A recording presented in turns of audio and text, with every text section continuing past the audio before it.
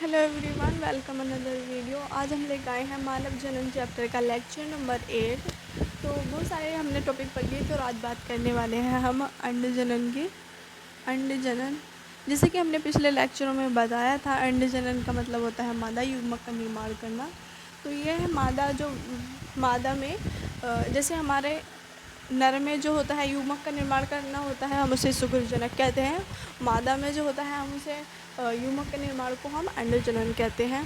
तो नर में ये हमारे किशोरावस्था के बाद, जैसे ही हमारी किशोरावस्था आती है तो उसमें नर में शुक्राणु का निर्माण होना प्रारंभ हो जाता है। लेकिन वही हमारी मादा के केस में अंडाणु का निर्माण जो है जन्म से पूर्व हो जाता है। मादा में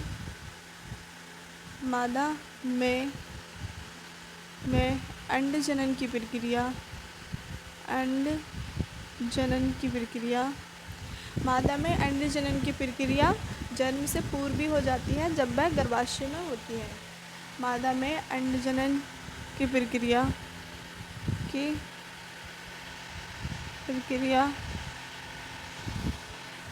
जन्म से पूर्व हो जाती है।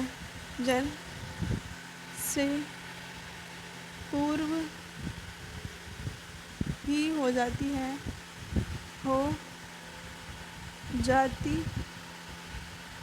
जब वह बच्ची या भ्रूण गर्भाशय में होता है।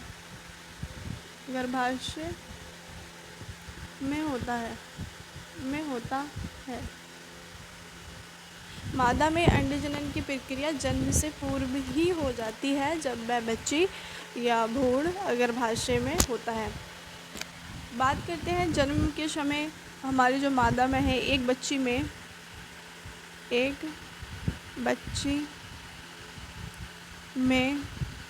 जन्म के समय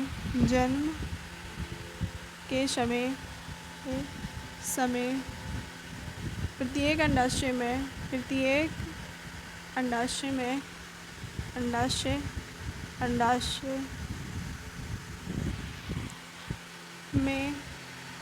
एक बच्ची में जन्म के समय प्रत्येक अंडाशय में 2 मिलियन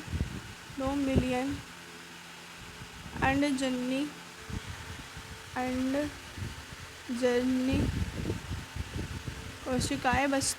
कोशिकाएं बचती हैं। एक बच्ची के जन्म के समय प्रत्येक अंडाशय में 2 मिलियन अंडजननी कोशिकाएं बचती हैं।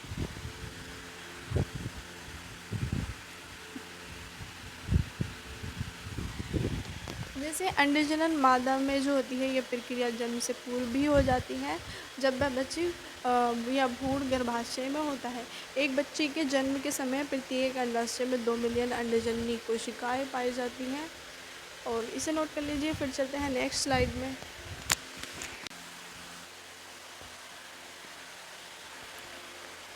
बात करते हैं हमारे गर्भाशय में जो पुटिका है वो किस प्रकार से वृद्धि करती है। सबसे पहले पाई जाएगी प्राथमिक पुटिका, फिर वो द्वितीयक पुटिका में बदल जाएगी, वो फिर तृतीयक पुटिका में बदल जाएगी। तृतीयक पुटिका के बाद वो परिपक्व पुटिका में बदल जाएगी। यहाँ पर जगह नहीं है तो हम इसे पढ़ने के बाद पढ़ेंगे। सबसे पहले प्राथमिक पुटिका में कुछ इस प्रकार से संरचना पाई जाती है।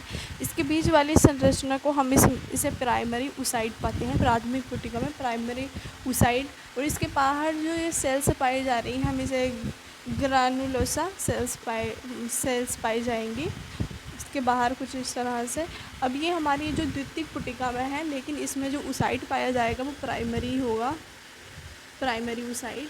लेकिन याद रखिए द्वितीयक पुटिका है, द्वितीयक पुटिका में प्राइमरी ऊसाइड पाई जाएगी। ऐसे नहीं है नाम में कंफ्यूज हो जाओ कि ये द्वितीयक पुटिका है तो इसमें सेकेंडरी पुटिका पाई जाए, ये वो सेकेंडरी इसमें ऊसाइड पाई जाए, इसमें द्वितीयक पुटिका में प्राइमरी ऊसाइड पाया जाता है। इसके बाहर ग्रानुलोसा जो सेल्स हैं कुछ वृद्धि कर लेती हैं इस तरह से। इसमें थोड़ी ग्रानुलोसा सेल्स की थोड़ी कम कोशिकाएं होती हैं, लेकिन जो द्वितीयक पुटिका है उसमें ग्रानुलोसा सेल्स आकार में वृद्धि कर लेती हैं। अब तृतीयक पुटिका में एक गुहिका बन जाती है जिसे हम एंट्रम कहते हैं। उसके बाहर जो सेल्स पाई जाती हैं इस तरह से हम उसे ग्रैनुलोसा ही बोलते हैं, ग्रैनुलोसा। और इसमें ये सेकेंडरी oocyte, तृतीयक पुटिका में सेकेंडरी oocyte पाया जाता है। याद रहे ये इसमें सबसे ज़्यादा कन्फ्यूज़न क्या चीज़ करेगी कि ये तृतीयक पुटिका में आपको ये सेकेंडरी oocyte पाया जाता है और इसमें द्वितीयक में ये प्राइमरी oocyte पाया जाता है। इसे नोट कर लीजिए।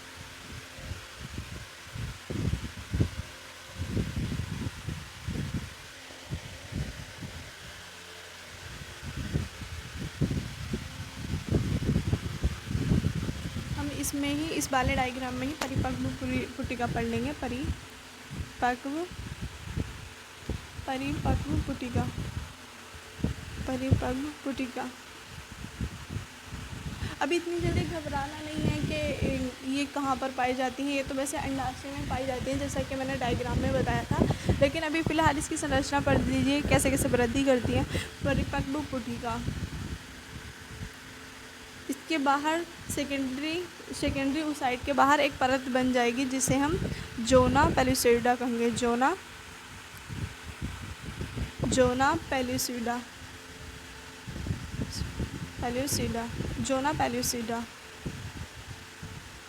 और इसे हम उसके बाहर एक भित्तिनुमा संरचना पड़ जाएगी जिसे हम पोलर बॉडी कहते हैं। Polar body. और इसके बाहर इस तरह से एक भित्ति आ जाती है जिसे हम थीका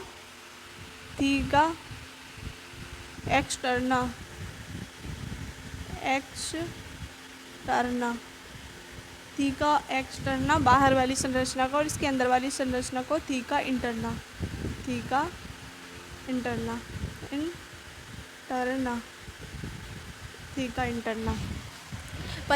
परिपक्व पुटिका की संरचना कुछ इस प्रकार होती है। बीच में सेकेंडरी oocyte पाया जाता है। फिर इसके बाहर जो सेल्स पाई जाती हैं हम उसे ग्रैनुलोसा सेल्स पाए जाते हैं जो सभी में प्रेजेंट होती हैं। इसमें जो गुहा प्रेजेंट होती है उसे हम एंट्रम कहते हैं। और इसमें सेकेंडरी oocyte के ऊपर एक बॉडी कवरनुमा संरचना होती है उसे हम पोलर बॉडी कहते हैं। और इसी को हम ज़ोना पेलुसिडा कहते हैं जो सेकेंडरी oocyte के ऊपर एक कठोर संरचना पाई जाती है। अब इसके ऊपर तृतीयक पुटिका के ऊपर कुछ इस तरह से संरचना आ जाती है, तभी है ये परिपक्व पुटिका बनती है। इसे बाहर वाली संरचना को थीका एक्सटर्ना, अंदर वाली संरचना को थीका इंटरना। इसे नोट कर लो। अब जैसे हमने बताया था ये हमारी कुछ इस तरह से संरचना का अंडाशय होता है। कुछ इस तरह से संरचना का हमारा अंडाशय होता है। बीच में मध्यांश पाए जाते हैं जिसमें कुछ रक्त कोशिकाएं पाई जाती हैं इस तरह से। यहाँ पर हमारी जो है ग्राफियन पुटिका पाई जाती है, ये प्राथमिक पुटिका। अभी संरचना हमने बताई है, इसे प्राइमरी oocyte कहेंगे, इसके पास वाली सेल्स को ग्रैनुलोसा सेल्स कहेंगे। फिर इस तरह से द्वितीयक पुटिका बनेगी। द्वितीयक पुटिका ग्रैनुलोसा सेल्स की बहुत सारी तो नहीं, प्राइमरी oocyte से वो प्राथमिक पुटिका से थोड़ी सी ग्रैनुलोसा सेल्स ज़्यादा होती है यहाँ पर। अब इस तरह से ये तृतीयक पुटिका बनेगी। तृतीयक पुटिका में गुहिका आई जाती है जिसे हम एंट्रम कहते हैं।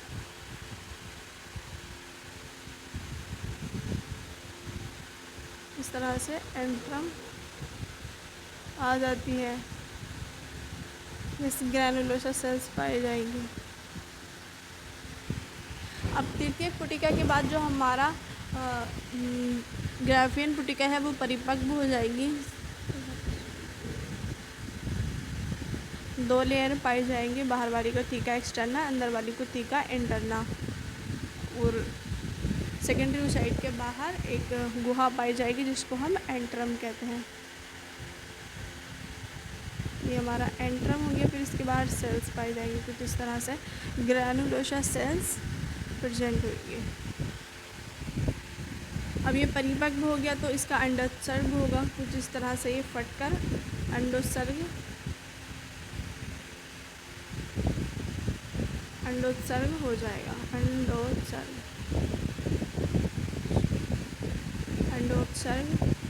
हो गया। लेकिन याद रहे अंडाशय से सिर्फ ये नहीं है कि अंडाणु बाहर नहीं आता है, सिर्फ सेकेंडरी oocyte बाहर आता है, सेकेंडरी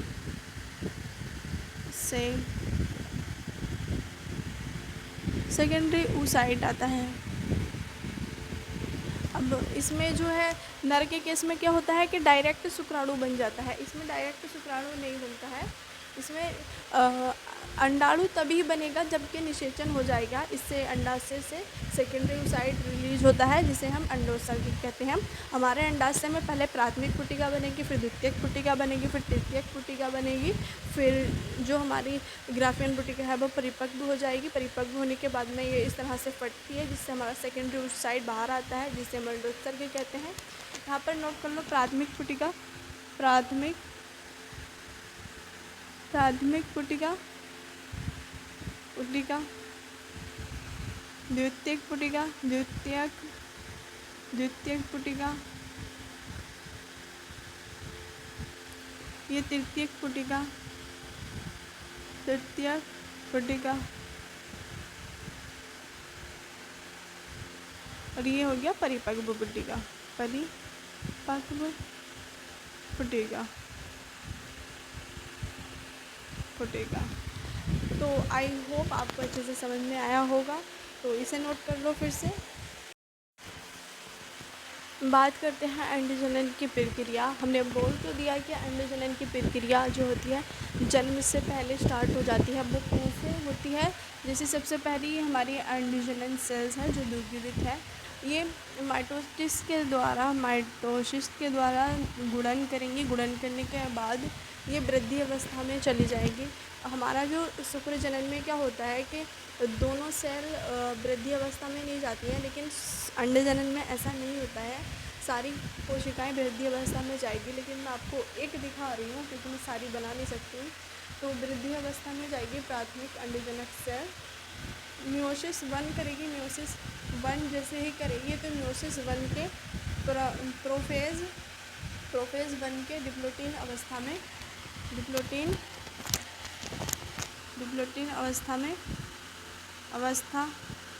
फंस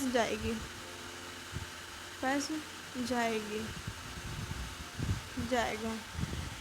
अब जो हमारा प्राइमरी oocyte है वो मियोसिस 1 कंप्लीट नहीं कर पाता है। जैसे ही मियोसिस 1 का प्रोसेस चल रहा होता है तो वो मियोसिस 1 के प्रोफेज 1 के डिप्लोटीन अवस्था में फंस जाएगा। अब ये मियोसिस 1 डिप्लोटीन अवस्था में फंस जाएगा। ये क्या है अवस्थाएं? तो मियोसिस 1 की प्रोफेज और डिप्लोटीन अवस्था ये क्या है? तो आपने जब 11th में वाला चैप्टर पढ़ा होगा cell cycle and cell division, कोशिका चक्र और उसका विभाजन, तो उसमें पढ़ाया जाता है। लेकिन अभी बस इतना समझ लीजिए कि ये विभाजन, जब सेल विभाजित होती है उसमें कुछ चरण पड़ते हैं, उसमें कुछ प्रोसेस होते हैं, तो उनका आधे प्रोसेस में वो रुक जाता है।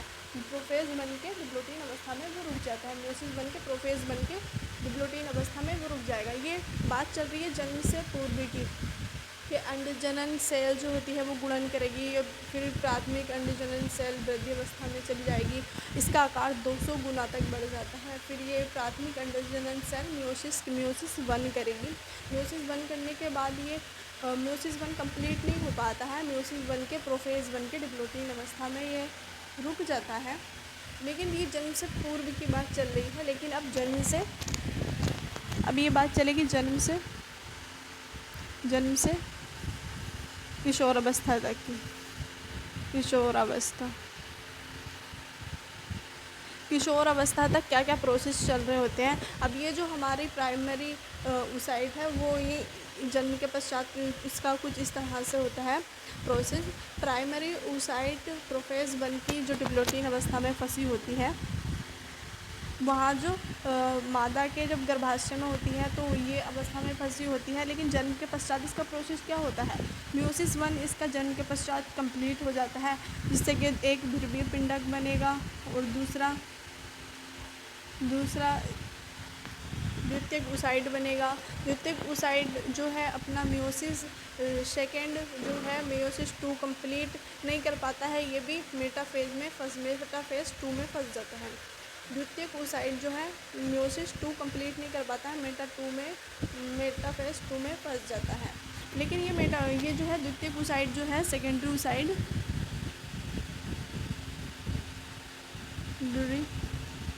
oocyte मेयोसिस 2 कंप्लीट कब करेगा?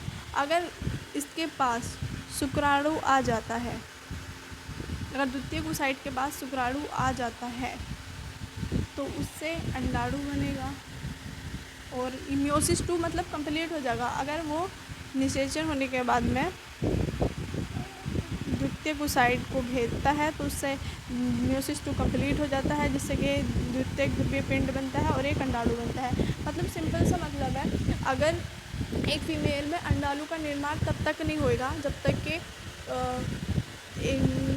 सेक्सुअल इंटरकोर्स वो नहीं करेगा, और सेक्सुअल इंटरकोर्स भी तब या फिर जब तक कि वो बच्चे पैदा नहीं करेगी या जब तक कि वो प्रेगनेंसी कंसीव नहीं करेगी, अब तक के सेकेंडरी oocyte का निर्माण नहीं होता है।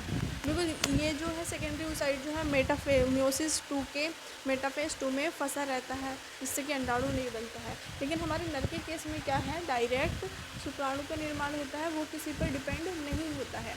और वहीं ये जो है ना हमारी फीमेल की जो मादा युग्मक बनने की प्रक्रिया है, इसमें ये रुक कर होता है। ये कभी मेयोसिस 1 के प्रोफेज 1 के डेवलपिंग अवस्था में रुक गया और कभी ये मेयोसिस 2 के मेटाफेज 2 में रुक गया।